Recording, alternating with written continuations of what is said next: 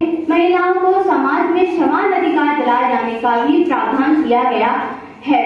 बाबा साहब ने संविधान में लिखा कि किसी भी महिला को सिर्फ महिला होने की वजह से उसके अधिकारों से वंचित नहीं रखा जाएगा। जय भारत, जय भीम, जय संविधान। उनके जितने काम शायद ही किसी भारतीय नेता ने किए होंगे। 18 जुलाई 1927 को करीब 3000 महिलाओं की एक संगोष्ठी में बाबा साहब ने कहा था कि आप अपने बच्चों को स्कूल भेजिए। शिक्षा महिलाओं के लिए उतना ही जरूरी है जितना कि पुरुषों के लिए। शादी के बाद महिलाएं स्वयं को गुलाम की तरह महसूस करती हैं। इसका सबसे बड़ा कारण क्या है? निरक्षरता। यदि वे शिक्षित हो जाएं तो उन्हें यह कभी महसूस नहीं होगा।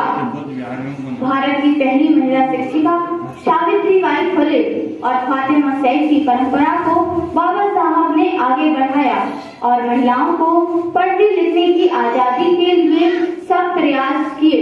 बाबा साहब ने भारतीय महिला को पुरुषों के मुकाबले बराबरी के अधिकार दिए है, जिसके लिए उन्होंने सन 1951 में संसद में हिंदू कोड बिल पेश किया।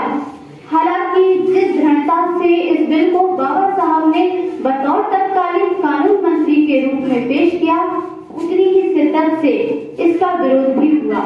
लिहाजा पंडित नेहरू को पसंद होते हुए भी यह बिल पास न हो सका, जिसके कारण बाबा साहब ने इस्तीफा दे दिया।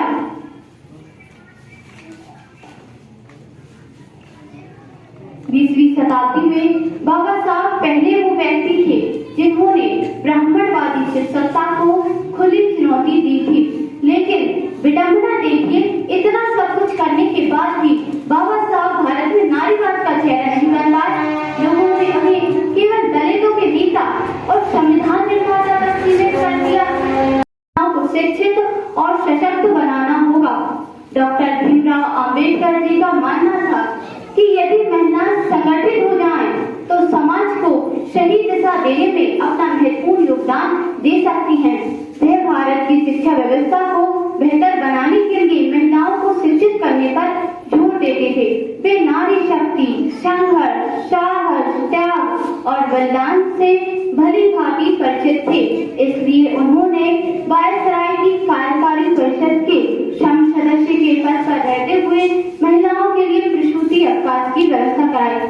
संभवतः महिला स्वास्थ्य चिंता को लेकर दर्ज इतिहास की पहली छुट्टी रही होगी। डॉक्टर साहब का दृढ़ चिंतन संविधान में सभी नागरिकों को समान अधिकार दिलाए जाने के साथ साथ महिलाओं को समाज में समान अधिकार दिलाए जाने का भी प्रावधान किया गया है। बाबा साहब ने संविधान में लिखा कि किसी भी महिला को सिर्फ महिला होने की वजह से उसके अधिकारों से